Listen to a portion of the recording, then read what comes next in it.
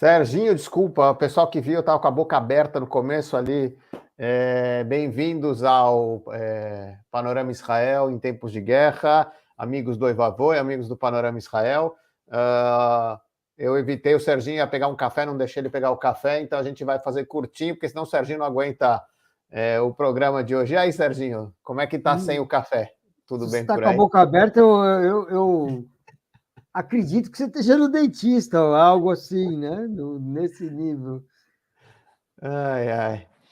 Mas começando mais um programa, tem uma coisa aqui que a gente tem várias coisas para comentar. A gente vai centrar daqui a pouco nos possíveis cenários do pós-guerra que a gente tem aqui em Israel, mas tem muita coisa acontecendo, né? Faz já acho que uma semaninha que a gente não se fala mais ou menos.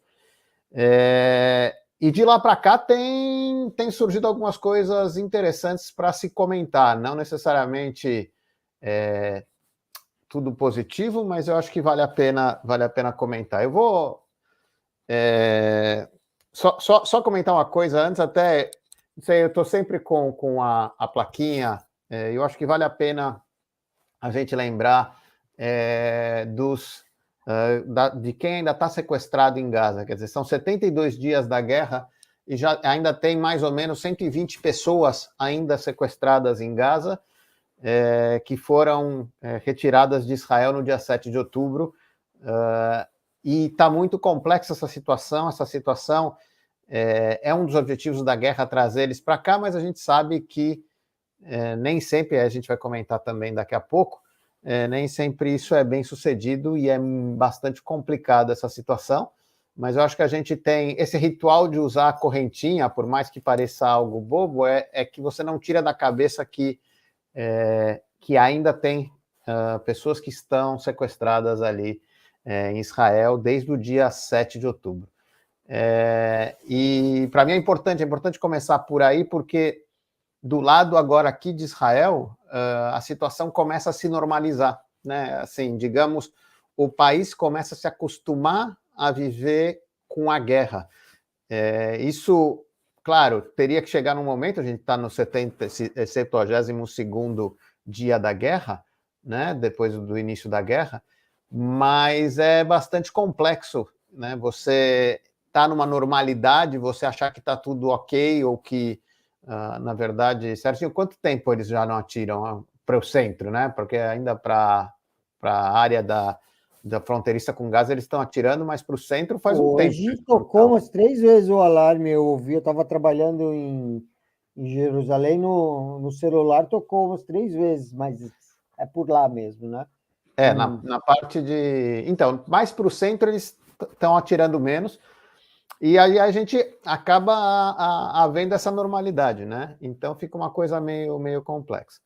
Mas vamos voltar, tem algumas coisas legais. Serginho, você diz uma, eu digo outra, como é que você quer fazer? Eu vou perguntar primeiro para você me dizer o episódio do turco. O que foi que aconteceu, Melão? Então, tem umas coisas curiosas acontecendo que eu diria que não são relativos diretamente relacionados a Israel e Gaza e o que está acontecendo, mas é meio que nem seleção brasileira, todo mundo quer ser técnico, todo mundo entende tudo agora, mas essa última realmente vale a pena quem não viu dar uma olhada. Um deputado turco, ele estava no Congresso fazendo um discurso super anti-Israel, com uma plaquinha até anti-Israel, e dizendo que a fúria de Alá iria destruir Israel e o judaísmo, algo assim. E ele terminou o discurso e teve um infarto fulminante ali mesmo, e o que causa um monte de comentários nas redes. Morreu, né? Ele não sobreviveu. Não sobreviveu, não. Na hora não se sabia, no dia seguinte ele morreu, e fica aquela coisa meio bíblica, né? Porque tem histórias nesse tipo da Bíblia, quem se levantava contra o Deus de Israel. Bom, mesmo sendo uma coincidência, é uma coincidência muito infeliz para esse momento de guerra, que realmente eu acho que as pessoas, assim, uma das coisas que a gente tem falado nesses episódios é que realmente fala anti-Israel e contra os judeus normalmente é de graça, né? Parece que é de graça. Então, porque são poucos e porque pode falar, porque acha que... E deu a impressão que não é tão de graça assim, não. Então, o cara falou e pá, caiu, teve um infarto Duro. e caiu lá. Falar... Agora eu vou dar uma notícia sobre o tio Sam. Uncle Sam, ele resolveu, como está tendo os Houthis do Iêmen, que é uma milícia pró-Irã, e eles dominam boas partes do Iêmen, e eles estão atacando navios que passam ali pelo Golfo de... Me escapou o nome do Golfo agora. Os Estados Unidos resolveram mandar um porta-aviões lá para combatê-los, entendeu? Não, é legal, é bom, porque para a gente entender que Israel está recebendo, tem gente até que questiona isso aqui dentro de Israel, por que Israel não responde, né? Mas Israel não responde porque o grande parceiro, o tio Sam, falou para não, né? Falou para Israel também se Também não é concentrar interesse, né? Qual que é o interesse não, agora, no momento, de deslocar as atenções das tropas em Gaza para quê? Se bem que já estão deslocando, né? Tem ataque no norte, estão fazendo operação na Cisjordânia aliás. Fora a guerra em Gaza, né? Os frontes, para quem não sabe, quer dizer, para quem só está vendo imagens daí do que acontece em Gaza, Israel tem frontes abertos e está sendo atacado por uns 3 ou 4 lugares ao mesmo tempo agora. Vamos dizer que não é com a potência, não é um ataque massivo, mas aqui fala tif-tufim, são garoas, aqui vai gotejando, volta e meia tem um míssil do Hezbollah, volta e meia vem um foguete que vem lá do Iêmen para ir lá, quer dizer, tem essas coisas, e as pessoas, quer dizer, talvez esquecem disso. Então, Israel está evitando aumentar, digamos, escalar, como a gente fala, para essas áreas, até para poder concentrar e terminar os objetivos da guerra que eles entraram em Gaza. Bom saber que eles estão lá.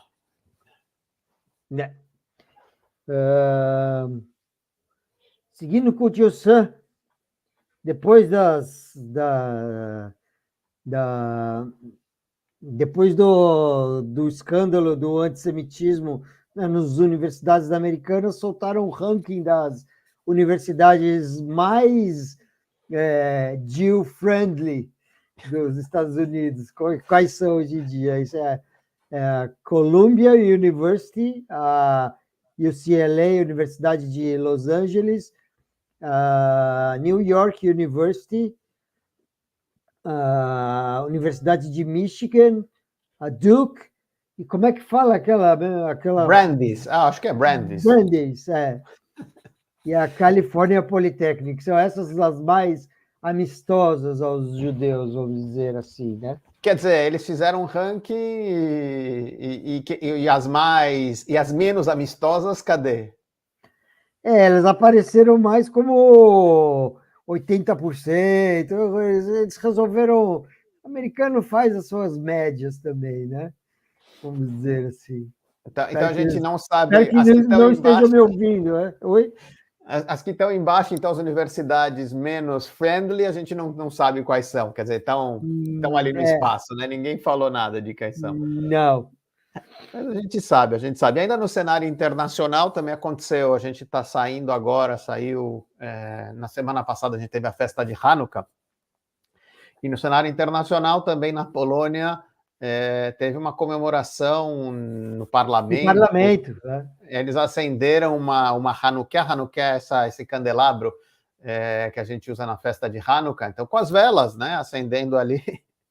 E um deputado da extrema-direita pegou um extintor e apagou. Quer dizer, era uma menorá super grande, uma Hanukkah super grande, e ele apagou absurdamente ali com o extintor de incêndio, numa atitude assim totalmente anti qualquer lógica. E quando perguntaram para ele ainda falou porque as luzes satânicas e a energia, porque qualquer coisa.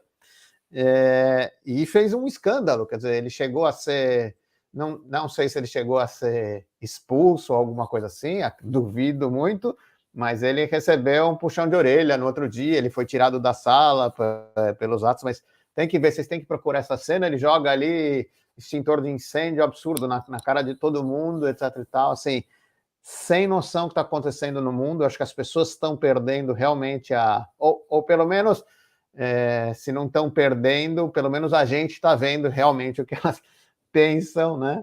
E é uma coisa muito louca o mundo, como é que está hoje, tá? Estamos nessa eu sou loucura. Sou polonês mesmo, tenho passaporte, tudo, tenho cidadania. E o meu lado polonês acha isso explicável, vamos dizer assim, né? Não triste, mas não foi de graça que teve uma imigração em massa de judeus da Polônia nos anos 20 e 30, né? é verdade.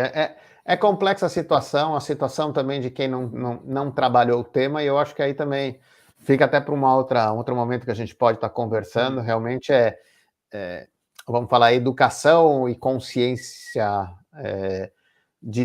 dessas temáticas judaicas que acho que, por outro motivo, acho que a gente não, porque eu não tenho nada a ver com isso, mas acho que Israel e as comunidades deixaram passar barato sem se preocupar com isso, e hoje a gente está vendo que realmente existe uma desinformação muito grande e que chega a parecer coisa de tempos de Inquisição, Holocausto, quer dizer, somando tudo que a gente sabe de tempos de perseguição, está bastante parecido o cenário internacional. Eu acho que a única diferença que a gente tem nesse momento dos outros momentos da história em que o povo judeu foi perseguido foi um Estado forte, que é o Estado de Israel atual. Essa diferença que acontece hoje em dia, eu acho que realmente faz essa questão não ser tão gratuita como era antigamente os pogroms na Europa Oriental, etc.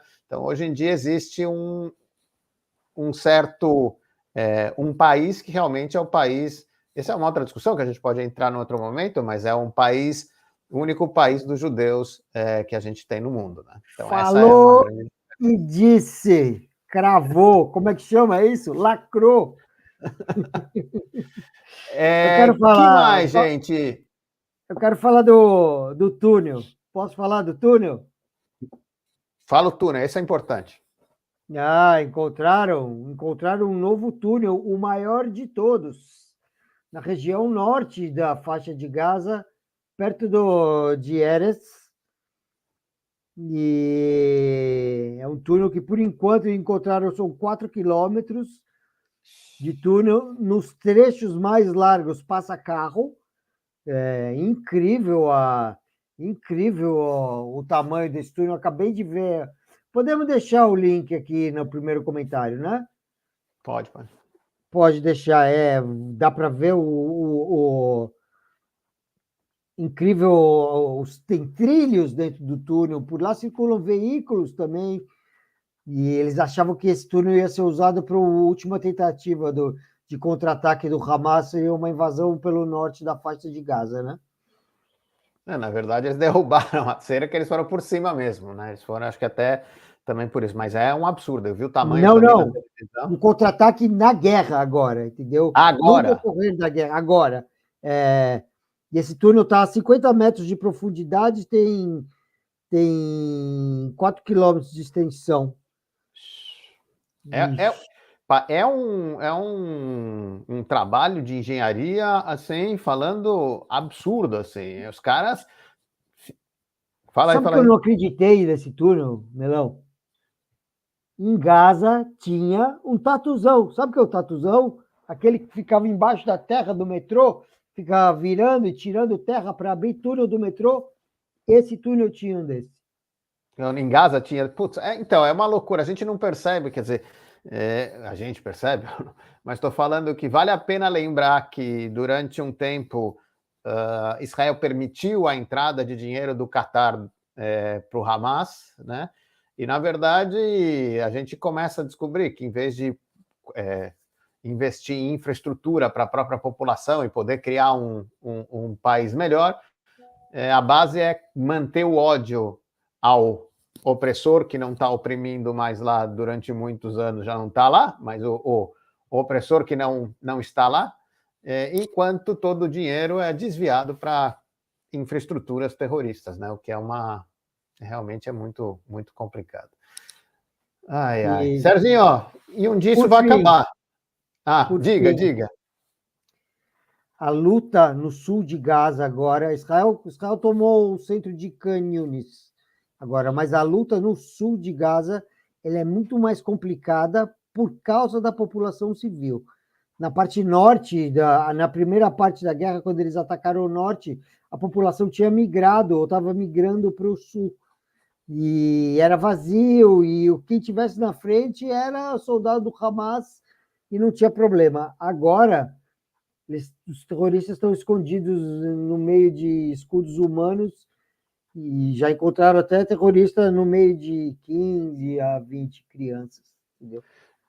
Os PIRs, né? Eles chamam como é que chama em português isso? É túnel, né? Um túnel pequeno, não sei como é que chama em português, que estava no meio, do lado do berço, quer dizer, as crianças lá, é muito complexo toda essa situação, e até por isso, quer dizer, houve uma coisa que vale a pena lembrar, que realmente mexeu muito com a questão dos sequestrados. Houve uma operação, estava tendo uma operação em Gaza, e por engano, então, três sequestrados tinham conseguido escapar de alguma maneira e eles saíram em direção aos soldados, e o soldado identificou eles como terroristas e acabou matando esses 3. Na verdade, foram 2, né? Um matou 2 e o outro deu um outro tiro.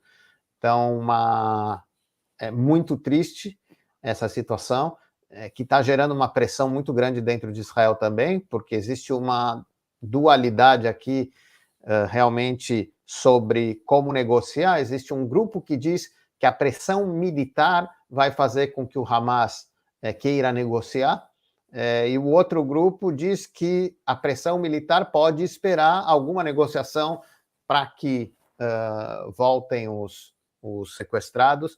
Então, existem essas duas visões aqui, e o problema é que foi uma tragédia, ainda está sendo realmente analisado, investigado o caso, é muito cedo até para a gente comentar, foi na sexta-feira que aconteceu essa tragédia. Aqui no Oriente Médio tem uma frase que diz que só se negocia de joelhos, entendeu? Só dá para negociar quando o teu oponente estiver de joelhos. Até lá ele não vai negociar, entendeu? Não, e essa é uma questão também que o pessoal está dizendo, falando que, num primeiro momento, o que o Hamas, o que a liderança do Hamas queria era uma parada para ele poder se rearmar e poder entrar as comidas e poder entrar as coisas que eles estão. Se você for olhar, existe muita desordem, porque o próprio Hamas, quando entra a ajuda humanitária, eles estão pulando em cima e pegando para eles, e a própria população acaba ficando sem. Mas isso está entrando. Então, assim, qual seria o interesse do Hamas negociar qualquer coisa agora? Então, essa é uma questão que também fica no ar, e é uma questão muito complexa agora. Então, a situação está bem delicada, a situação dos 120. Alguns já se sabe que já estão mortos, mas os corpos estão nas mãos ainda do Hamas. Mas tem mais ou menos 100 a 120 sequestrados ainda em Gaza, esperando o retorno. Então, a gente ainda está esperando o desfecho, mas foi uma tragédia muito grande. Essa tragédia mexeu bastante. Sabe por que eles seguram os corpos, né? Não. Não porque um corpo de um soldado caído israelense seja importante para eles. É porque é importante para a gente. Claro. Entendeu? Só por causa disso, entendeu? Eles vão usar como moeda de troca, essa é a grande coisa. Eles pensam como você pensa, não como eles. Eles não têm interesse nenhum, quer dizer, eles têm mostrado que não têm interesse na sua própria população, muito menos depois que fizeram com Israel, nada. Quer dizer, eles poderiam ter matado todos, eles só levaram para realmente poder servir como moeda de troca durante a guerra, mas nesse momento não parece que tenham comunicações, apesar do que hoje comece a circular na mídia que novas conversações já tiveram início com o diretor do Mossad, indo falar no Catar. Então já começa a ter novos indícios de uma possível negociação futura para a liberação de mais sequestrados, capturados em Israel. Mais um dia... Só colocando aqui, o número atual de mortos de soldados israelenses hoje, dia 17/12, chegou em 122. E eu queria fazer uma... Eu estou pessimista em relação aos sequestrados. Eu não acho que vai voltar muita gente viva para casa, não. Felizmente, não vou... Não. Agora, momento opinião...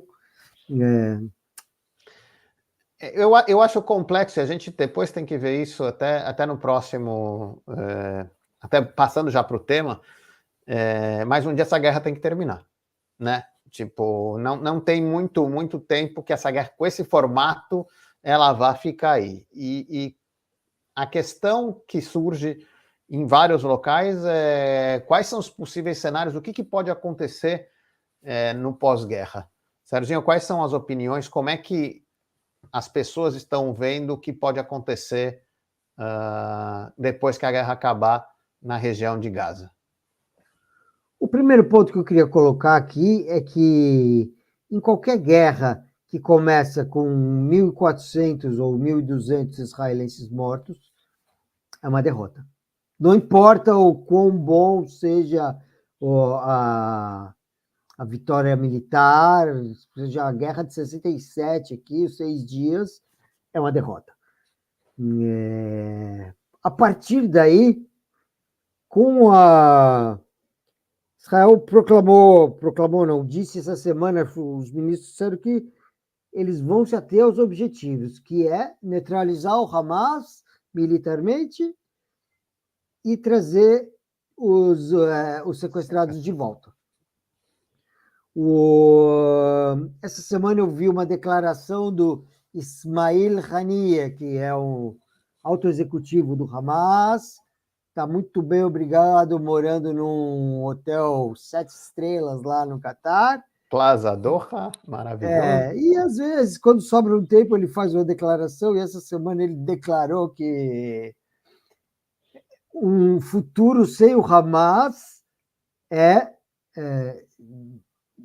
como fala isso? Delusional. É impensável, eu entendi. É loucura, né? Não é algo real. Não é irreal, né? Exato. E ele falou isso. Mas isso vai contra o princípio de Israel nessa guerra, que é neutralizar o Hamas completamente. Será que o Hamas poderia ficar como força política sem ser uma força militar? O objetivo é o quê? Desarmar Gaza inteiro? Esse é o objetivo? Mas quem é que vai... Então, eu acho que o importante da gente tentar ver é a dupla questão de quem é que comanda. Exato, não, quem é que vai comandar? Então, assim, os americanos começaram já jogando a bola, não sei agora como eles estão, mas no começo eles falavam, não, tipo, estou simplificando, hein, pessoal, por favor, não é? Mas eles falavam, não, vocês terminam aí e depois a autoridade palestina vai e comanda lá. Tá tudo bem. Então, era essa a primeira proposta dos já não Estados é mais. Unidos. Exatamente. Então, vamos para o primeiro momento. Israel vai militarmente vai tomar conta de Gaza. Israel quer ficar em Gaza? Não quer ficar em Gaza. Não tem nenhum interesse. Já ouvi deputado de extrema-direita pedindo e falando, nós vamos restabelecer as comunidades que existiam lá antes da retirada, pula, vai para frente, isso é bobagem. Mas no primeiro momento, Israel vai tomar conta militarmente do local, por mais difícil que seja, né? E aí tem os seguintes cenários. Israel vai ficar lá indefinidamente e vai assumir o controle daquilo, corta. Não tem o menor interesse. Não, é probabilíssimo. E para a mão da autoridade palestina. Essa semana os Estados Unidos... O Bibi falou que não, e nem só o Bibi ter falado que não, os Estados Unidos falou que o governo, a autoridade palestina tem que ser revamped, tem que passar por uma reforma antes de assumir qualquer outra coisa, né? 14 Agora, anos não tem eleição lá. mas não é só isso, eu acho que vale a pena, porque o que está acontecendo também, até para quem entender, assim, não são duas coisas tão diferentes com relação a Israel, a posição do Hamas e a posição da autoridade palestina.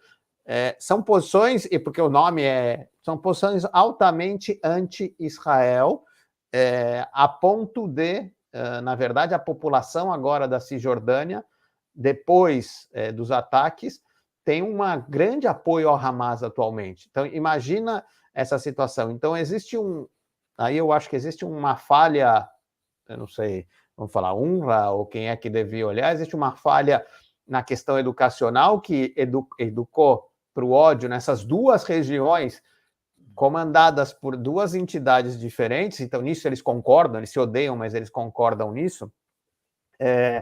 E tem a questão até de que a autoridade palestina ela paga salário para terroristas, quer dizer, pessoas que estão presas em cadeias e cometeram atentados, as famílias ganham dinheiro da autoridade palestina, como se fosse um bônus para alguma coisa. Então, assim, a mensagem está totalmente errada. E o Bibi, quando falou, ele falou assim, se eu vou repetir, vamos dizer, consegue resetar Gaza nesse sentido, e eu vou passar um modelo que está já errado para lá, a segurança de Israel também não vai existir.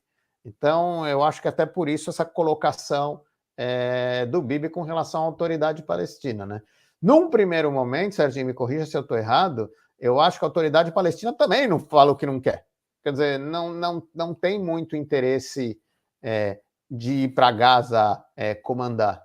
Porque da última vez que eles estiveram lá, eles foram massacrados e expulsados. Massacrados, quando eu estou falando, não é massacrados nas urnas. Eles foram, a liderança do Fatah foi morta pelo pessoal do Hamas, e aí o Hamas tomou o poder. Então, assim, vamos lembrar, não é brincadeira, não estão falando de palavras massacrados nas urnas. Não, foram mortos, assassinados. Então, voltar para lá com essas pessoas, não sei se seria uma boa experiência para o pessoal da autoridade palestina, mas vamos ver. É uma das possibilidades, remotas. Mas Eu tenho um dado interessante aqui, Melão, que um instituto de pesquisa israelense encomendou, junto com a Universidade de Birzeit,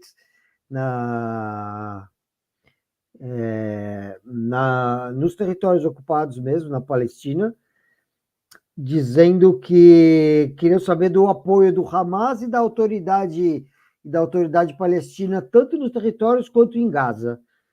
E resultados realmente espantosos.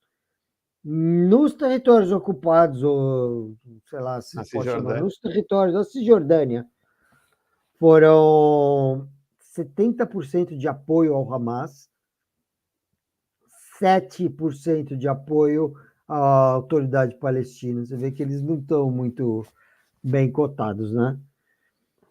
Em Gaza, são 52% de apoio para o Hamas e 19% para a autoridade palestina. Então, se o próprio povo já sabe que não quer, falando em termos políticos, não é muito claro que e tem motivo, hein? Não estou falando, tem motivo, tem muita acusação de corrupção, tem vários problemas com a autoridade palestina, mas que é um cenário complexo. Que mais cenários nós temos aí, Serginho? O cenário de um mandato internacional dos países árabes. Ok. Eu também vejo, ver sem saber. Quer dizer, o que eu quero dizer é interessante essa possibilidade, porque nos últimos tempos Israel tem feito acordos de paz com os países árabes, bastante, principalmente os países do Golfo, que são os mais recentes, e que poderiam ter um papel interessante nessa reconstrução, nessa retomada de Gaza. A questão é ver realmente quem quer, né? Por exemplo, Egito sozinho não quer se meter.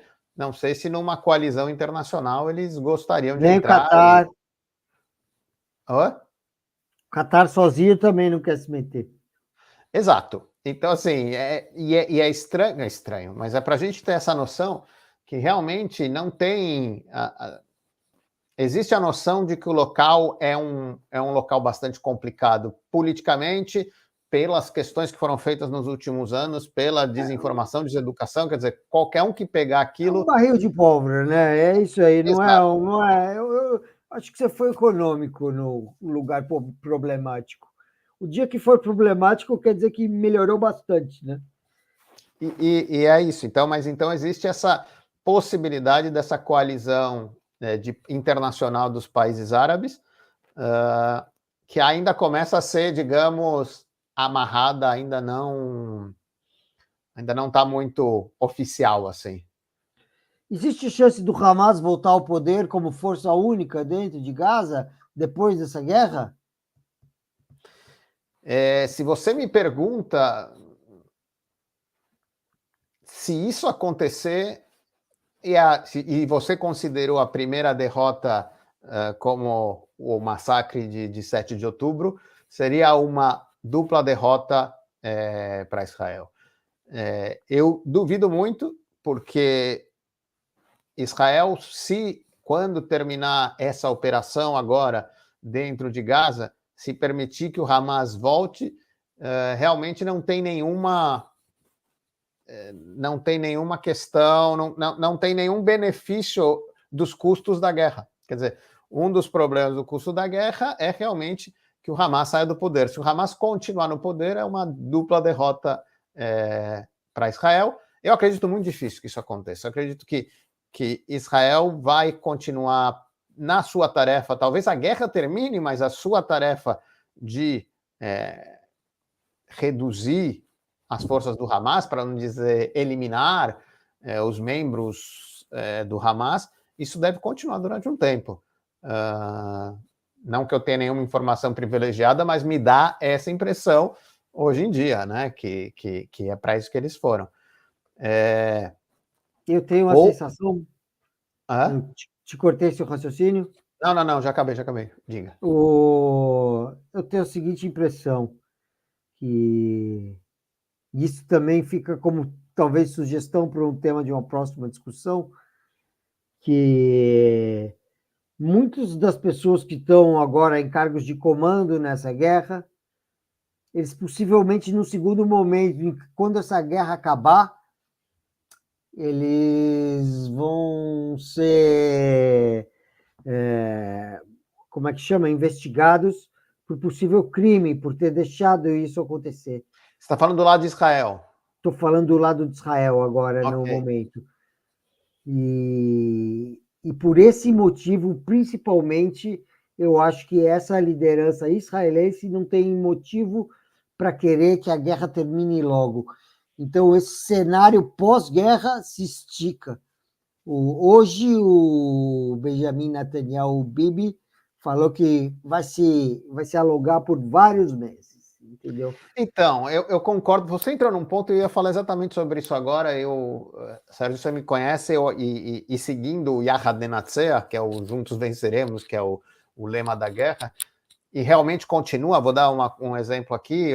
Agora mesmo, live, agora minha esposa está com um grupo perto de Gaza fazendo churrasco para os soldados como voluntária. Quer dizer, ainda existe uma forte motivação para ajudar, para que todo mundo esteja envolvido e possa contribuir de alguma maneira.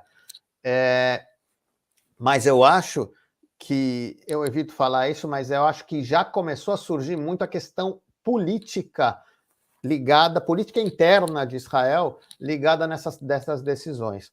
Né? Então, logo num primeiro momento, falaram, vamos analisar o que aconteceu no 7 de outubro, mas na verdade veio uma coisa assim, não, vamos primeiro resolver externo e depois a gente volta para resolver interno.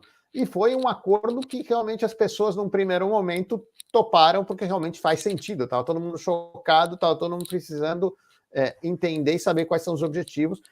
A questão é que, de um tempo para cá, várias posturas da liderança, vamos falar do próprio Bibi, em alguns momentos, têm sido movida ou parecem se mover por possíveis futuros políticos que ele possa, créditos ou benefícios ou desvantagens que ele pode ter com relação ao que ele assumir nesse momento. Então, existem comentários que falam que as posturas, ele vem mudando, vamos pegar durante essa guerra mesmo, esses 70 e poucos dias, que coisas que ele falou, ele fala diferente, mas o que ele fala agora está mais alinhado com a base política que ele tem, que dá sustentação para ele na Knesset, no parlamento, do que a primeira coisa que teria mais a ver com o que ele mesmo, por exemplo, acredita ou falou durante todo esse tempo.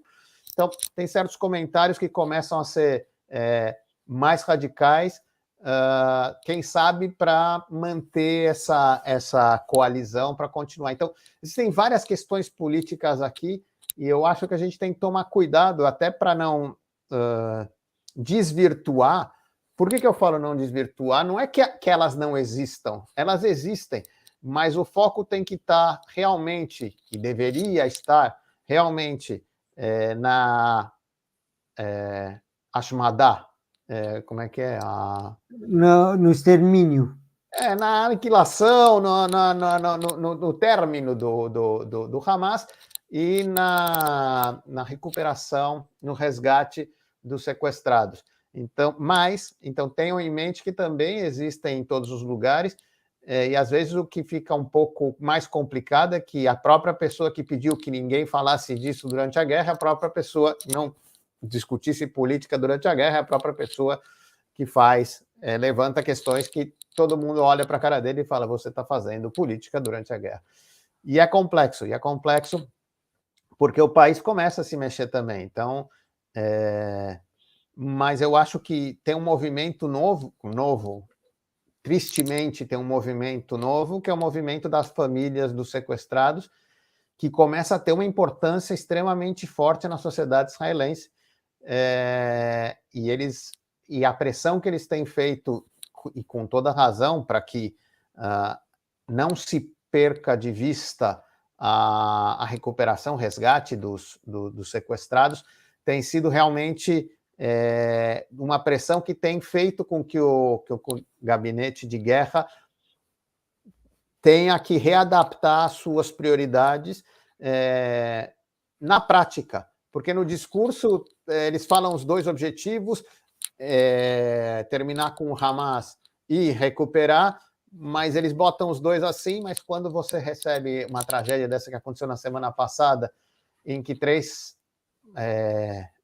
sequestrados foram mortos por engano por Fogo um soldado, amigo. fogo amigo, por engano, realmente é muito, muito complicado, e essa pressão começa a ser sentida aqui também.